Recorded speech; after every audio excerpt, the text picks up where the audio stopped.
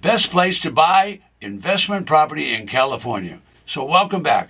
I'm Ted Thomas, and I've been involved in real estate for the past 3 decades. Now, in the last 30 years, I've specialized in a subset of real estate business called tax liens and tax deeds.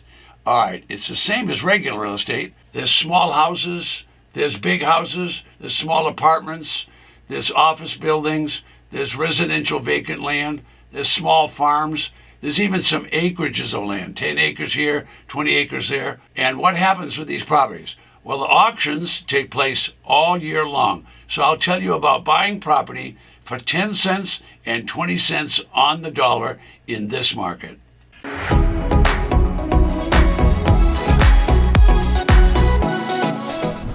Today's episode is a discussion on the best places to buy investment property in California. To get started, it's not going to be an easy process.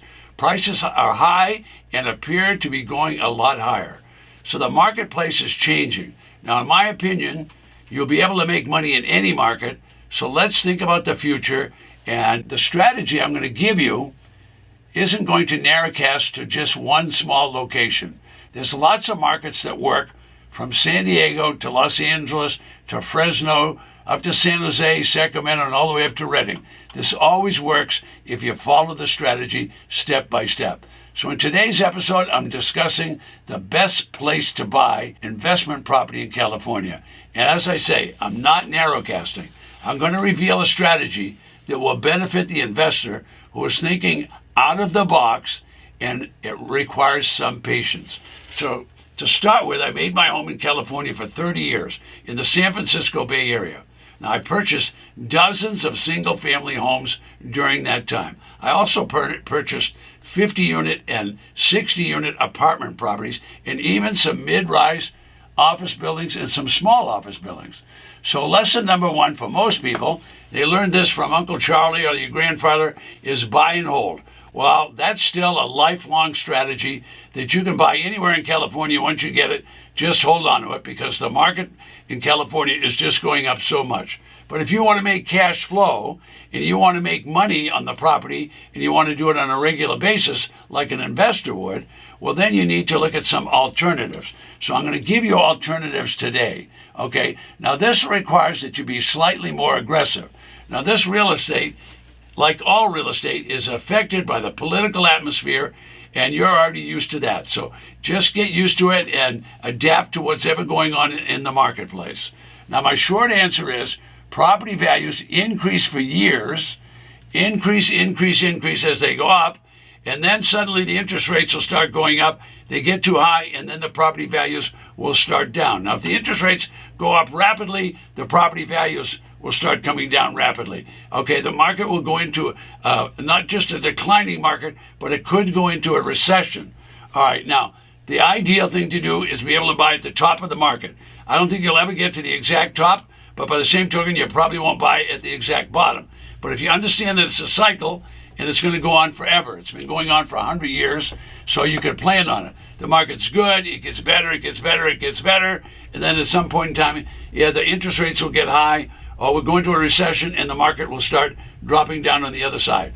Now that strategy of buying very close to the top, selling, and waiting till the market does drop and buying again, that strategy actually works if you have patience and you have reserves. All right, most people don't have the patience and they don't have the reserve. So I'll teach you another system, and the system will always work because it's been around for 200 years and nothing lasted 200 years unless it worked. So why does it work? Because the markets respond to the political atmosphere and the economy. So that means they're going to kind of go up and they're going to kind of go down. The market I'm going to tell you about in a minute, well, we'll get to that then. All right, the period from 1980 through 1986, the markets went up like this, and then suddenly in 86, the interest rates got real high, and then it dropped, and it kept going down. It went down for 3 or 4 more years. Okay, now, that happened in 86.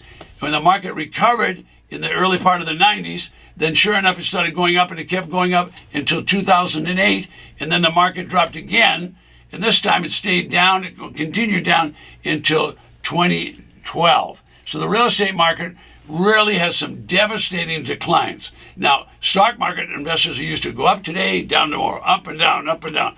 And they bet on that all the time. They're constantly changing their marketplace. All right, real estate, when it goes up, it could go up 25, 35, even 50%. By the same token, it could go down 25, 30, and even 60%. And we saw Phoenix in the last cycle go down 70%. All right, so what happens when the markets go down like that? You're going to have massive unemployment, you're going to have interest rates that are sky high, and you're going to have massive foreclosures. Not a great place to be. All right, the markets will always do that. If you test the cycle, you'll see that that's going to take place. Now, many investors like to buy and hold. I'm okay with that. You just have to not panic when the market goes down. When the market comes up, don't sell. You're just going to hold on for the long term. All right, when the markets drop, sometimes they drop below the mortgage. Now, if you have a mortgage and it drops below that, people are going to sell and hand their property back to the bank. All right, so when markets retrench or retract or whatever you want to call that, the prices come down 25, 50, 60%. The real estate is not a fun place to be. All right, so the big money, when the markets drop way down, the big money, the Warren Buffetts of the world and the people like Zell in Chicago, those people, what they're going to do is they're going to buy a lot of property in the bottom part of the market. So in the last big trough of the market in 2008, those people were buying 5,000 and 10,000 houses in 1 year because they're all at the bottom. All right, and so now they wait. When the market comes back up, then they start selling them off, 100 at a time, 200 at a time, and they make a lot of money. I mean, in the billions. All right, so why are you watching this video? I know why you watch, because you're an entrepreneur. And one of the biggest reasons people become entrepreneurs is they want to be self-employed. They don't necessarily fit in a corporate environment. So they don't fit the mold, okay? So if you don't fit that mold and you're going to be an entrepreneur, that's okay. Now, I know many people already have a job. Keep your job. Because I know a lot of people, they have a 40-hour-a-week job and they quit. Now, if you don't have reserves and don't have money, that's a big problem in itself.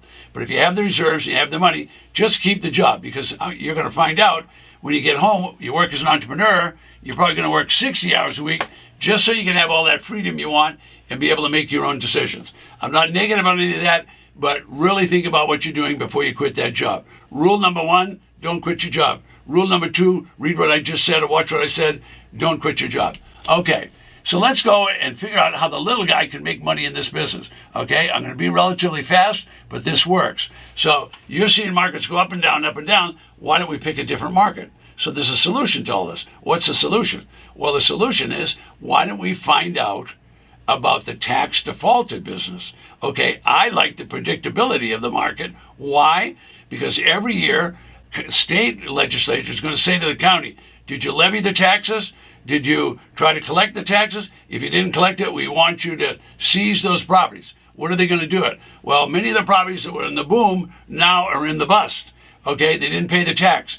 So the tax man is going to confiscate the property. What are they going to do with the property? They're going to sell those properties for 10 cents, 20 cents, 30 cents on the... Well, when they sell them, they're just going to try to collect the back taxes. So when they sell the property, what do? They knock the mortgage right off the property. In other words, they wipe out the mortgage, they cancel the mortgage, and they sell the property 10 cents, 20 cents, 30 cents on the mark. Now, are these going to be brand new sparkling properties just built? No. They're going to be slightly used and abused. Some of them are going to be junk. Don't buy the junk.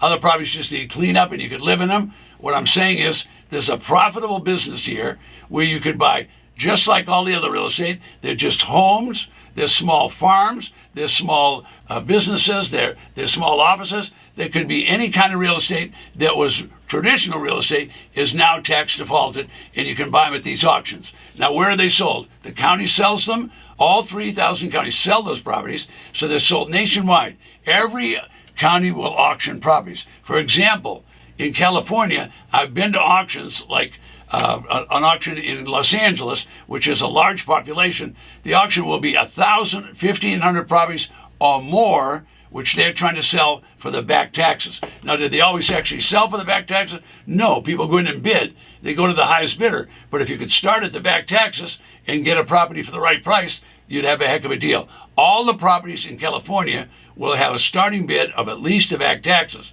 All right, how many properties will there be? Well, in a county that has a small population, take Sacramento, which has a large population, they'll have about 100 properties or 150 properties every year that they want to sell, and the starting bids will be back taxes with no mortgage. So I was shocked when I first heard about this business, but it's been around for over 200 years. Anybody that's interested in real estate should learn about this subset of the traditional real estate. There's enough for everybody. There's thousands and thousands of properties. Last auction in Bakersfield had almost 3,000 properties available. All right, now what are you buying there? You're going to buy traditional homes. You can buy vacant residential lots. You might buy 5 acres or 10 acres, or even 100 acres of land. All 3,000 counties will have different properties to sell. I don't know what the exact property mix will be, but I can tell you this. Of all the auctions that I've been to, 25% of the properties were residential land, or they were just open land that the local property owner did not pay the taxes they kept for auction. Okay, so all the auctions sell those. Now, I'm running out of time, so let me give you some insight. Number one, if you'd like to have an auction list, just go right below me, and you can apply for it. You can get one free auction list, and so you can see how many properties there are. All right, where are we going from here? Well, where we're going from here is you want to start buying property. So if you want to buy property, don't buy anything unless you've had boots on the ground. By that I mean you need to go look at those properties. Don't buy from the auction list. You want to go look at the property. There might have been a fire. There might have been a hurricane. There might have been a flood. There might have been a chicken farm next door. There's a lot of reasons not to buy property. So don't buy anything that you haven't looked at. And while you're there and you're checking it out, know what you're going to sell it for. So if you know what the exit strategy is, all right, you know what your exit strategy, you'll stop bidding. So knowing the exit strategy is the second most important thing that we teach you. So right below me, there's a free auction list. I'll see you in the next video.